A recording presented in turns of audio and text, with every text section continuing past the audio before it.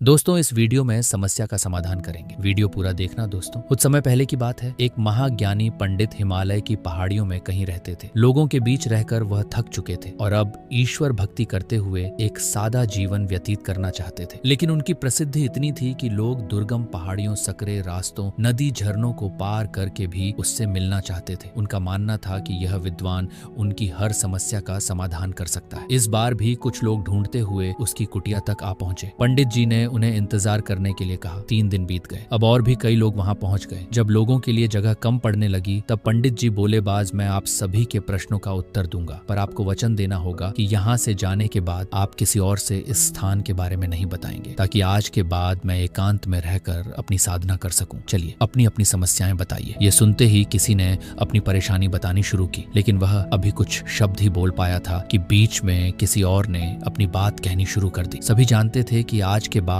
उन्हें कभी पंडित जी से बात करने का मौका नहीं मिलेगा, इसलिए वे सब जल्दी से जल्दी अपनी बात रखना चाहते थे। कुछ ही देर में वहां का दृश्य मछली बाजार जैसा हो गया और अंततः पंडित जी को चीख कर बोलना पड़ा, कृपया शांत हो जाइए, अपनी अपनी समस्या एक पर्चे पे लिखकर मुझे दीजिए। सभी ने अपनी अपनी समस्याएं लिखकर आगे बढ़ा दी। पंडित जी ने सारे पर्चे ली और उन्हें एक टोकरी में डालकर मिला दिया और बोले, इस टोकरी को एक दूसरे को पास कीजिए। हर व्यक्ति एक पर्ची उठाएगा और उसे पढ़ेगा। उसके बाद उसे निर्णय लेना होगा कि क्या वो अपनी समस्या को इस समस्या से बदलना चाहता है। हर व्यक्ति एक पर्चा उठाता, उसे पढ़ता और सहम सा जाता। एक एक करके सभी ने पर्चियां देख ली, पर कोई भी अपनी समस्या के बदले किसी और की समस्या लेने को तैयार नहीं हुआ। सबका यही सोचना था कि उनकी अपनी समस्या चाहे कितनी ही बड़ी क्यों ना हो, बाकी लोगों की समस्या जितनी गंभीर नहीं है। 2 घंटे बाद सभी अपनी अपनी पर्ची हाथ में लिए लौटने लगे। वे खुश थे कि उनकी समस्या उतनी बड़ी भी नहीं है जितना कि वे सोचते थे। फ्रेंड्स, ऐसा कौन होगा जिसकी लाइफ में एक भी प्रॉब्लम ना हो। हम सभी के जीवन में समस्याएं हैं। कोई अपनी हेल्थ से परेशान है तो कोई लैक ऑफ वेल्थ से। हमें इस बात को एक्सेप्ट करना चाहिए कि लाइफ है तो छोटी बड़ी समस्याएं आती ही रहेंगी। ऐसे में दुखी होकर उसी के बारे में सोचने से अच्छा है कि हम अपना ध्यान उसके निवारण में लगाएं, और अगर उसका कोई सोल्यूशन ही ना हो तो अन्य प्रोडक्टिव चीजों पर फोकस करें। हमें लगता है कि सबसे बड़ी समस्या हमारी ही है, पर यकीन जानिए इस दुनिया में लोगों के पास इतनी बड़ी बड़ी प्रॉब्लम्स हैं कि हमारी तो उनके सामने कुछ भी नहीं। इसलिए ईश्वर ने जो भी दिया है उसके लिए थैंकफुल रहिए और एक खुशहाल जीवन जीने का प्रयास करिए। जय हिंद दोस्तों।